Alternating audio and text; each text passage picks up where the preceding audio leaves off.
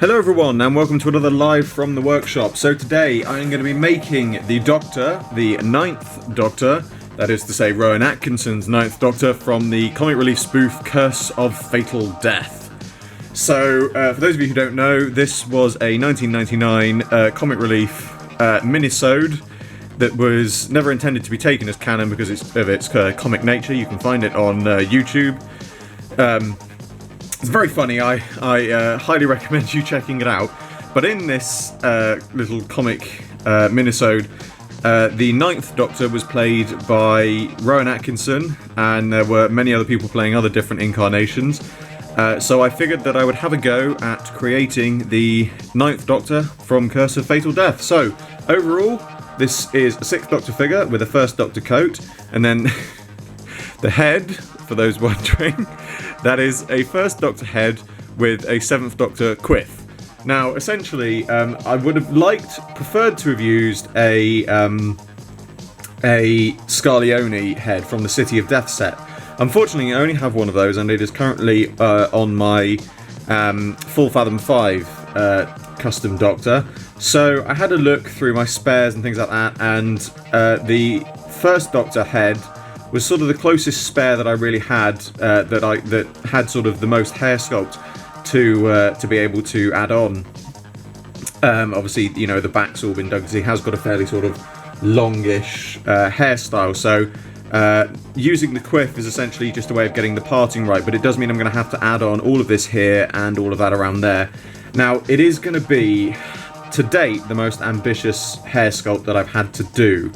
And depending on how long it takes me, you may not actually see that piece being done to camera. I appreciate that a lot of people are going to want to see it, but the thing is, it took me about an hour just to do the hair sculpt on my Peter Cushing Doctor, and that was literally just adding a tiny little bit of a fringe at the front and the mustache, and that took an hour. So having to sculpt all down here all down here and all across here on the side is going to take a very, very long time.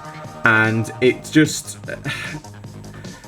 I get the feeling that because it's going to take a long time, it wouldn't be worth me filming, because what you've got to bear in mind is when I film it, my camera can only record about an hour and a half's worth of footage at the time. So, I mean, if it takes me an hour just to sculpt it, and then by the time I've done that, obviously, bearing in mind I'll have the painting of the body I'm going to do first, so I'll have all of that footage on the camera, which means I've then got to download that, at which time I'll have to charge up the camera battery again. So once that's done, I can start doing the sculpting of the hair, recording that, which is going to take an hour. By the time I've done an hour of that, I'm then going to have to empty the camera, charge it up again to do the next bit, and it would just be a lot of work for me to film that. So I will endeavour to film it, but if you don't see the head sculpt, the hair being sculpted in this, you will see it being painted, I can promise you that, but you may not see it being sculpted. If you don't see it being sculpted, that is the reason why. I feel that is, like I said, I appreciate that people are going to be disappointed that they didn't get to see it, but personally I feel like, you know, I've got a good reason for doing it if I don't show it, because, you know, it's just a lot more for me to edit as well, and you know, it will detract from me wanting to do this if I feel like it's going to be too much. So, as I said, I apologise that you may not get to see the hair being sculpted, but in not seeing it, it is really helping me to make this figure really what I want to do. So, I apologise, but I feel I do have a good reason. So, first things first, off with his head, and his hands. We are going to be doing some repainting. Now, originally I took the scarf off the Sixth Doctor body, and unfortunately when I did, I tore the collar from the edge of the waistcoat. Now, I'm going to have to sculpt in a new tie, but first things first, I'm actually going to glue it in place, so I don't have to worry about separating out and gluing it in later. I can literally glue it in, and then I can fix in the tie and use some milliput around the edges to fill in the gaps. So first things first, as I said, is to get onto that now.